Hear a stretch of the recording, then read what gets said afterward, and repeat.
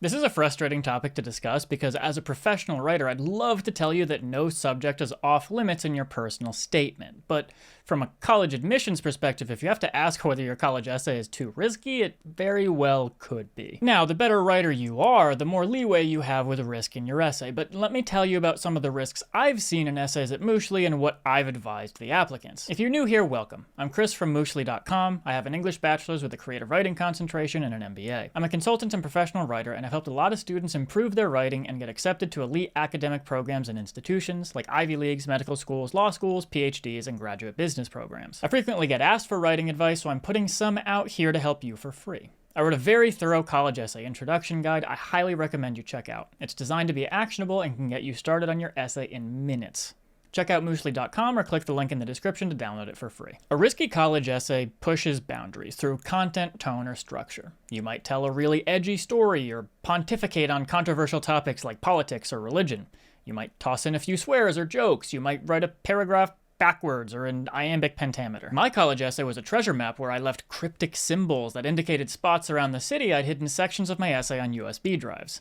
Thank God that was before the Varsity Blues scandal, huh? The idea with risk is to stand out from your competitors with bold techniques that force the admissions officer to remember your application. Sometimes risky essays pay off, but only when they're carefully implemented. For example, the first risk I always advise against is profanity. Look, I'm not immune to this temptation. In my first writing course in college, I threw in swears. It's like a rite of passage. Nascent creative writing students often use curses for shock value because for the first time in their academic careers, they can. And swears command attention. But I have yet to see an application essay aided by swearing. In this context, swears don't add more value than professional language. A while ago, I was working with an MBA applicant on their essay, and they had a story about a tremendous failure at work early in their career. A tremendous failure. Then they discussed how they grew from that experience. As part of a dialogue with their supervisor, they included an exclamatory curse.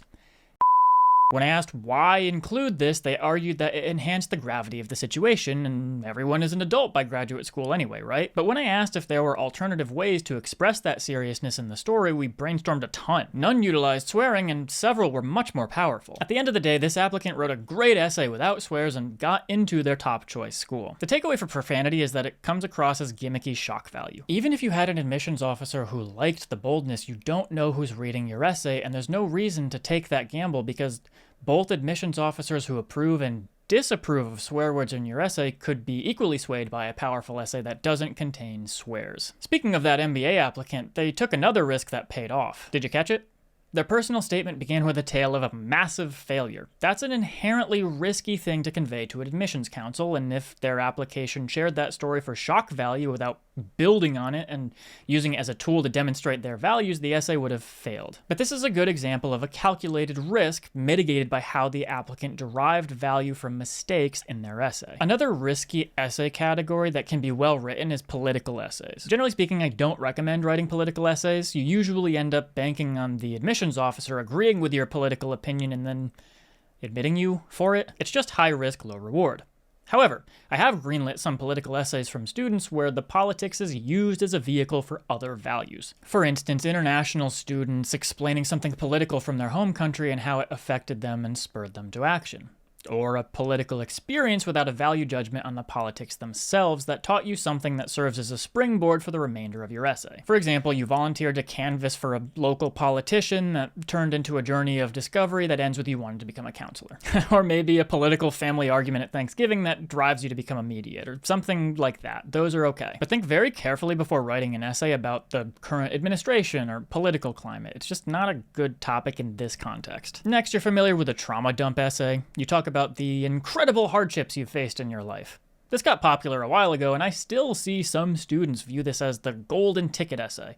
I've even heard applicants envy peers who've experienced difficulties because, they'll have a great college essay. For the most part, admissions officers are over trauma dump essays. Like cliches, this strategy lost power with repetition. No one gets admitted based on pity, and a comparison of who's had it worse is not the conversation happening on admissions councils. Now, I'm not saying don't include any serious difficulties in your essay. I've helped students write about suicides and health problems and family hardships, but those moments were not the core of the personal statement. These essays fulfilled the criteria of exceptional college essays without the trauma. In other words, the trauma served the narrative, not the other way around. Finally, humor and weird essay structures. This video does a deeper dive into utilizing humor, but the key takeaway is to keep it sparse, witty, and short. As far as unusual narrative structures go, I'm not a proponent. I think there's plenty of room to be creative in the standard narrative structure I teach, and the weird essays I see tend to come across as gimmicky and annoying. There are unusually structured essays that get applicants into top-tier schools, let's make no mistake. And throughout my career as a writer, I've experimented with many unusual narrative structures. I love them. I still don't recommend it for your college essay. It can read like trying to be quirky to stand out instead of working on proven techniques for excellent essays, and your goal isn't just to have a memorable essay, right? Your goal is to get accepted. Having a well-written, memorable essay will get you accepted, but having a memorable essay that distances, confuses, or annoys the reader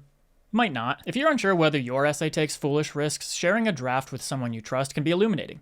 You might be too close to your work, and someone with a little distance can more easily point out unnecessary risks. Ask a teacher, a parent, or a mentor to get feedback on whether the risk enhances your overall application or detracts from it. Don't forget to go to Mooshly.com or click the link in the description to download your free essay introduction guide, and I'll see you next time.